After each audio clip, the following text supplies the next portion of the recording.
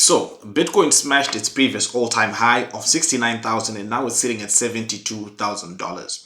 Now, what does that mean for altcoin season? Because altcoin season is what we're all waiting for the incredible gains that come with altcoin season. And one of the things you need to see is that if you look at Bitcoin, is the only coin right now, only one of the only major coins that have surpassed its previous all-time high. The all-time high 69,000, it's sitting at 72,000. If you look at Ethereum, all-time high 4,700, it's sitting at about $4,000.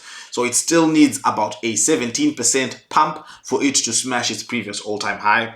You look at BNB, it's all-time high 670. It's currently sitting at about 529. It needs a 26% pump for it to reach all-time high. You look at Pulse Chain, it's sitting at 0.00017. Its all-time high is 0.00027. So it needs about a 58% pump to reach all-time high. Solana needs about a 67% to reach all-time high, and Polygon Matic needs about 142% pump to reach previous all-time high.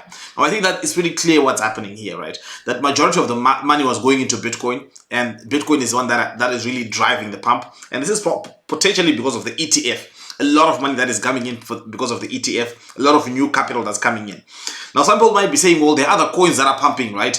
Dog with hat, Joe Biden, right? Elizabeth Warren, whatever new coin that is being launched, right? And guys, these are just token names, right? So those coins are pumping. And what I think that what's happening with those coins for the most part is that this is mostly recycling crypto money. This is people who are already in the crypto space, launching new tokens, pumping them, and then they go to the moon. It's not a really fresh new investors that are coming in that are driving this price appreciation in terms of altcoin. Now, the fact that Bitcoin is pumping and Ethereum are pumping, leading the way, helps. It also means that a lot of those investors have a lot more money to pump other altcoins as well. So that helps a lot. But this is not new capital that is coming in. And it's something that I think most people have to be kind of wary of.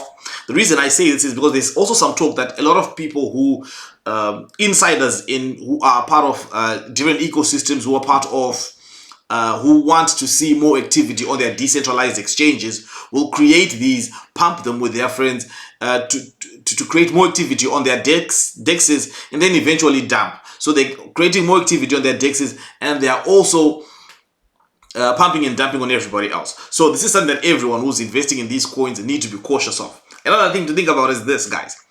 The story of fundamentals does not seem to be working.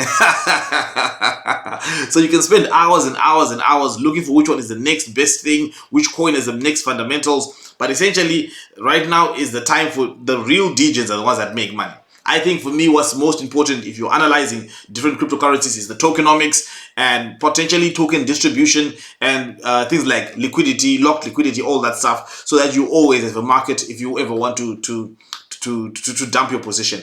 But those are things that I think people should be thinking about. Now, as for altcoin season, I do think we will see an aggressive altcoin season as well, especially as we are potentially going to start to hear more talk about the Ethereum ETF. When that starts to happen, we know that altcoin season will be around the corner. And Ethereum, if you see the way that the Bitcoin ETF has pumped Bitcoin, if you think about it happening to Ethereum is much more intertwined with the DeFi ecosystem. So a pump in Ethereum directly pumps altcoins, directly pumps the rest of the market. So we should see real explosive price performance. So all in all, those are my thoughts about the recent Bitcoin surpassing all-time high. I do think that the pumps will continue. Now, just one more thing that I will say though, I do think that the halving might be a sell the news type of event, but we might not see huge dips, right? So it might not even be worth it to think about that dip, because at the pace that Bitcoin is moving right now, you might reach the halving and maybe the price is 95,000 and then it dips to 85,000, right?